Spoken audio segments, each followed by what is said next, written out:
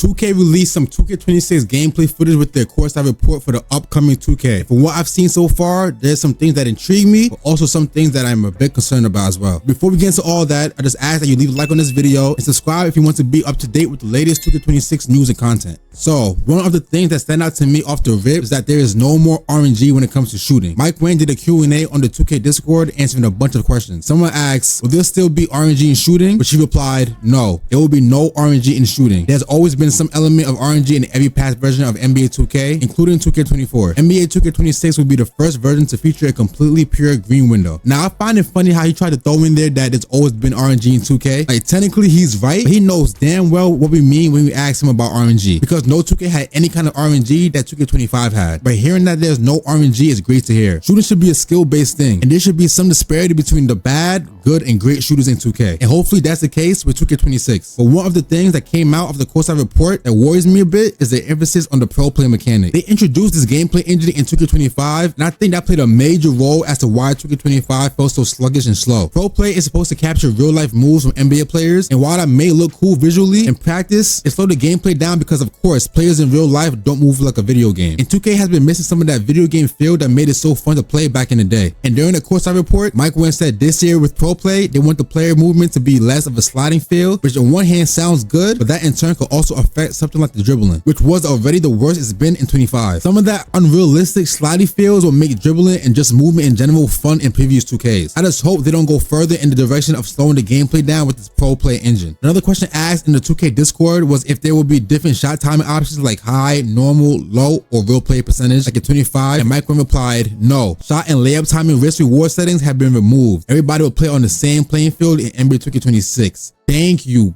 God. When I tell you I couldn't have been more happy to hear this, when they first announced this would be a thing in 2K25, I was skeptical from the jump. It literally felt like people were playing different versions of the same game, depending on what shot timing you were playing on. The argument that everyone doesn't have the time to learn every jump shot they make and don't want to have to green in order to make a shot was to me just another way of saying I'm not that good at the game and we want 2K to hold our hands instead of just, actually learning how to play the game. I shouldn't have to green to make my shots but have an old head, because I feel like it was always the old heads that played on the low risk and real play percentage be able to shoot with their eyes closed and still have it go in. So I'm glad that BS is gone. A new feature mentioned in the courtside report was a brand new go-to post shot, and I don't know how to feel about this. Again, last year the pro play mechanic made a lot of animations very stiff, and this also affected playing in the post. You couldn't reliably create space in the post due to the animations not being fluid enough to separate yourself from the defender, and I don't know if the go-to post shot is going to help this either. Last year's go-to shot was a cool sounding idea, but nobody used it in actual gameplay because, for one, while the animation looks exactly like whatever play it was mimicking, it again wouldn't create space reliably enough to consistently score off of. Look at the example they gave in the courtside report video. I know it's only one player's go-to post shot, and this is realistically how Jokic would get his shot off in the post, but animations like this just don't translate well in actual gameplay. To be fair, someone like a Jordan, Kobe, or Hakeem may have better animations, but we would have to wait to see about that. And secondly, after about a month into the game's life cycle, people will start to see the go-to shots so often that you knew when somebody was trying to pull one off and could just predict the animation and get a good shot contest off. And I'm afraid this will also happen with the go-to post shots. After a certain while, especially with the 2K community always using the same animations everyone else uses because it might be considered the best one, people are not going to fall for many go-to post shots after a few weeks of playing the game. And at least with the go-to shot animations, some of them can be used to launch into some dribble combos, which post shots I don't think will be able to do that. I say that now, but knowing the 2K community, I would not be surprised if somebody somehow finds a glitchy animation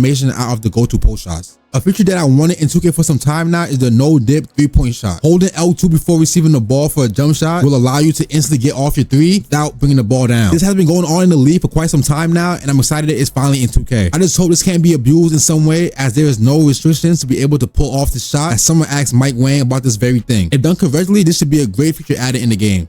Another thing that I am excited for is the ability to slow down your Euro steps. The players that come to mind that does this the best is Anthony Edwards and Luka Doncic, as it throws off defenders' timing with trying to block or contest the layup. This mixed with you now being able to customize your layup packages now with the ability to mix different types of finishing animations to how you like makes it even better. So I may want to have Trae Young's floaters, but have Steph Curry's scoop layups, then have Ant's Euro step animations, and so on and so on. Before, when picking layup animations, I sometimes would love one animation from a player's layup package, but the rest would suck, and if I had to use the other bad animations just to be able to do the one layup animation I liked, and that always sucked. Now with layup animations being more customizable, this should fix that problem. The last new feature I want to touch on real quick is the quick protect. This will allow you to do two things. One, be able to put a defender that's behind you on your back, which was a feature in previous 2Ks, but they for some reason removed it and now bringing it back like a new feature, just like 2K loves to do. But it will also allow you to hold your off ball hand out to hold off a defender trying to pressure you or go for a steal. This in theory sounds good, but I can already see it now. Defenders phasing through your arm and still getting to the ball. But we will have to see how well it works in practice. There are some other things Mike Wayne spoke about in the 2K Discord, like about rhythm shooting not having an advantage anymore over using the button, and other little things about the game that we will need to see in action to really get an idea on what he is saying is true or not. Because 2K is great at saying one thing and the game drops and it be another thing entirely. There will be more 2K26 news and content in the upcoming weeks, and I'll be sure to cover them here. So if you don't want to miss any of that, make sure to subscribe and click the bell. And until next time.